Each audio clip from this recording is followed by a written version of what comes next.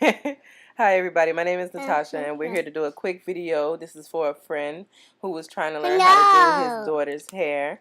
Say hi, Peaceful. Hi, Hi to the people. Say hi, people. What's up? people. Hi, Zach. All right, so I just want to give them a few quick tips. This is, like I said, directed for a friend, but it is welcome to anybody that could benefit from it. Now, the issue with our hair, the biggest issue is with the texture is concerning moisture. Because if the hair is not moisturized, it will be very difficult to deal with, as well as breakage will then become an issue. So one of the key things to doing our hair is that you do not comb natural hair dry. Do not comb natural hair dry. Do not comb natural hair while it is dry. Please, if you have a spray bottle with just water in it, that's fine. Go ahead, loosen the hair up with a little water and then comb through with a wet comb. If you have a little bit of time, you can take a big cup, a good sized cup of water and just put a little oil on the top of the water, the hot water, or either just put it in the microwave. Get a wet comb, with the wet combs have a wider width in between the teeth to allow more hair to come through, because while the hair is wet, it's actually quite delicate. Um, it is malleable because of the delicacy of the hair, the texture of the hair while wet. But also the setback is that it's more fragile.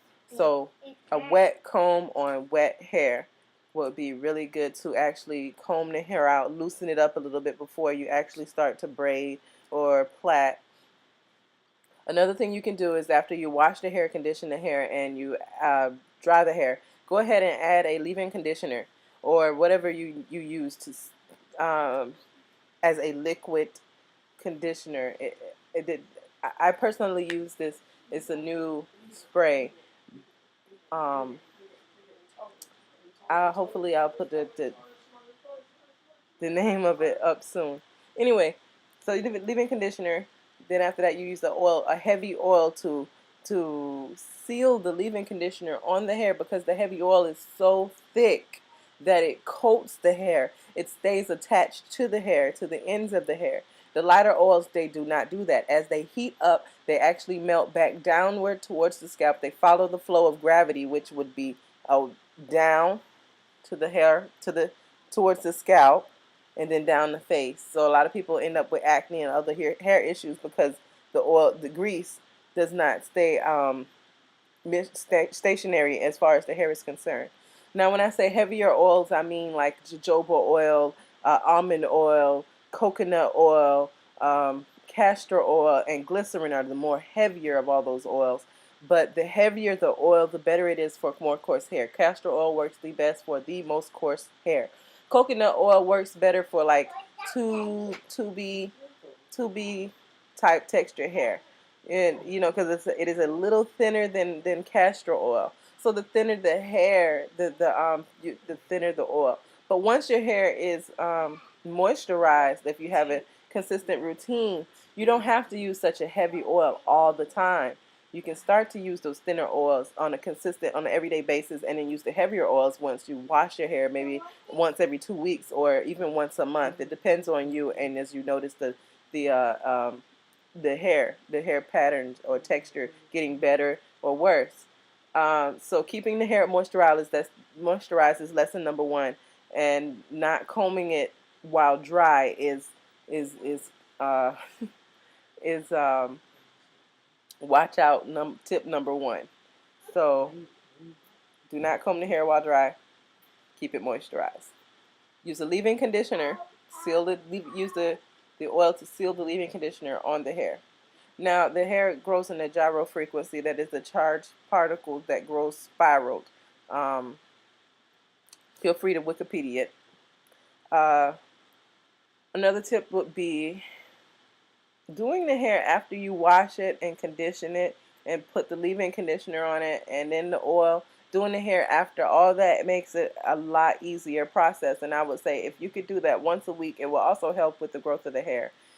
Water. People are so funny when it comes to water, and they do not understand that water moves minerals throughout your body. So if you want your hair to grow, which is made of pure minerals, You need to drink more water. Also, omega-3 acids. Fish oil is very good for growing your hair. Vitamins are very good for growing your hair. You can use the hair vitamins that they have in the store, but a regular multivitamin will work just as well. It will help you. Like I said, your body pushes minerals, uses water to push the minerals through your body and through your scalp. And another issue that a lot of people have with dry scalp is that they do not drink enough water. Your body is made of water. You need water. So that's another tip that I can give you as far as growing hair goes. Drink water. Take your vitamins, okay? Um, Braids. I need to tell you about braids really quick. Braids are lovely, especially the smaller braids. They last longer and everything, and that's wonderful. But if you have the smaller braids in your hair, you need to use a dry shampoo, as well as a some kind of scalp cleanser. Maybe you could use the astringent. What's the breeze? Astro Breeze, whatever the astringent with the breeze in the name. You just take a little bit of that, put it on a little cotton pad, take it, wipe your scalp. Take 50, 60 cotton pads to clean your scalp, whatever. But clean your scalp because it has to breathe while those braids are in there. And if you do that, often they'll say you clean your scalp once a week, you will have less buildup, less cake. That cake helps to weigh down the root of the hair and helps to pop the follicles of the hair away as the braid gets heavier and the follicles become less. It actually initiates more breakage. So it's a malicious cycle. Once your hair starts to have buildup, the teeny tiny braids get heavier, and the more buildup, the heavier it gets, the less follicles are holding on because they're starting to pop off and wear away, as they do with time with little braids. And the less follicles you have, the heavier the braid is, the more breakage you're gonna have. So little braids are cool. Maintain your scalp. Keep your hair oiled. It is high maintenance. Those little braids are very high maintenance. Keep your hair covered at night when you go to sleep. That will allow for your hair to stay lint free and help to reduce the amount of buildup. And if you're taking out them little braids, you see that big old cake of buildup at the bottom of those braids. Not good. You don't want that. That stuff helps to break your hair. And most people braid their hair to help it grow. Now with the bigger braids, okay, bigger braids, fool, that's fine. When I say braids, I really mean box braids or plaits. The bigger plaits are fine. They're heavier. They are heavier, so they will also break your hair faster than the smaller braids. It doesn't take a lot of build up, a lot of time for them to break your hair. It just takes a little bit of wear. You whip like that, and you're gonna lose hair. You pull it back, and these tight, you're gonna lose hair. So, and that goes with braids, period. If you have individual braids, pulling your hair back in those tight ponytails and changing your style up every day, that stuff breaks your hair. You will not have any hair when you're done if you keep doing that. Um, and then the longer the braids, the heavier the braids, the more weight it's going to put on your follicles, and the more follicles you are going to break. And I know it seems like a lot, but if you really want healthy hair to grow, you have to go through the cycle of what it takes.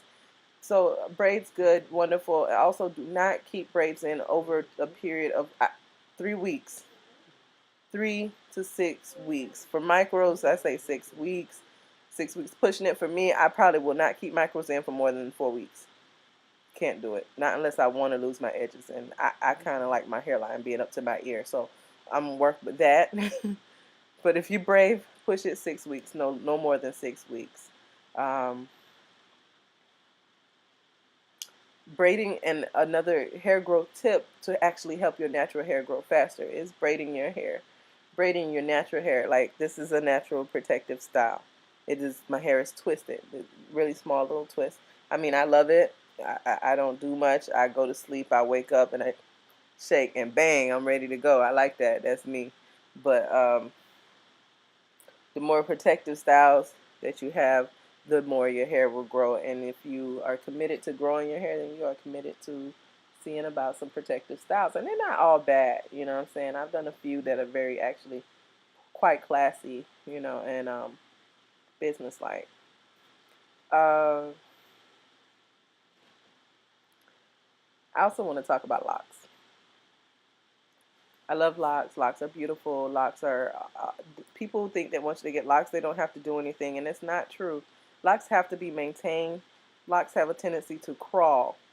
That means that the root bed, that is the actual follicles, the molecules that come up into that one lock, that one root bed, will actually start to share root beds with the coexisting lock on either side of it. So if you do not maintain your hair, you'll start to lose individual root beds. And then when you go back and you decide, oh, it's time to redo my locks, and it's been 6 months since I've been retwisted, and you can almost, it's almost impossible to separate the root bed unless you cut it. Your locks gonna be weak. They're gonna be weak because you're losing your strength in the root bed. That's where the lock strength comes from. It comes from the root bed being secure in the grid pattern, and then the root bed being securely twisted with the lock. So the more hair that comes from the root bed directly into the lock creates more strength. So you want to try to keep as little flyaways around the root bed as possible. People who don't wash their locks, they say that it locks faster if you don't wash it. No, no, no, it don't. I don't agree with that. But I will say that your locks will be, they look prettier longer, but the buildup that comes from doing that will end up inside your lock, and I build up inside of a lock. I don't think that's a good idea because locks already tend to hold moisture. If you have buildup inside your lock and then it tends to hold moisture on top of it, you're gonna start to have this mildew smell, and yeah, you can't have mildew and mold inside of your locks. And I've smelt it, and it's not cool. It's not cool especially when you wash your locks. You know you have this problem, and you don't dry it completely. Now, locks are a different issue. You need to have your locks completely dried one way or another. If you're going to go outside in the sun, if you have, I have a friend with beautiful locks all the way down, to her butt. But when she washes her hair, she allows it to dry. She does not tie it back up. She allows it to dry because she understands it has to completely dry unless you want it, Hey, locks are keeping your locks covered at night before you go to sleep with something satin, not cotton, satin or silk, or even just satin or silk pillowcases will help a great deal from keeping the lint out of your locks. And as your locks grow longer, you want to get a satin scarf or something that will support that. Yeah, it ain't manly, but guess what? It'll pay off in the end because you don't want all that junk in your locks. You don't want to go, you don't want to go bowling on Cosmo night and you turn the black lights on and your hair glowing. And these are, yeah. That's not what's hot in the street. All right, so that's what we talk locks, braids, and children. I love doing children's hair. But let's keep this in mind with these braids also. These edges. If you get your hair braided, and after you get your hair braided, it looks like you got a double take,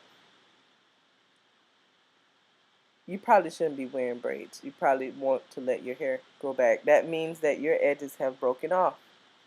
It means that your edges have broken off and that you need to let them grow back before your hairline starts to retreat. Because it's a war going on. You putting up a war to keep these braids, and your hair is putting up a war not to. So, and I'm only saying it in a joking fashion because I can relate. I went through that. It took me 1.5 years to grow my edges back. So, if you have that issue with the hair, a whole line of hair sticking out after you get the rest of it's braided, and this is not right, and this right here not going into the braid, it has broken off. Let it grow back. Children, doing children's hair, keep in mind that children are not going to be able to sit down for 2 hours. So you sitting there yanking this baby hair for 2 hours and the baby crying. Just be considerate and mindful that, hey, it's 2 hours. Maybe I should let her get up and be a child. And I mean, her body is agile. a lot more agile than adults. So give her, a benefit of a doubt. Uh, a simple styles with hair that last a long time, or those that when you plait them, you do the little braids, you wash and condition, seal, braid, or plait, um, tie it down, That'll help elongate, simple styles like that. If there's anything else anybody wants to talk about, you can send me a message or feel free to comment. I already know everybody's not gonna like this video, and that's okay. God bless you anyway. So yeah, y'all hit me up. Let me know what you think. Brown 8 blue. Keep it moving.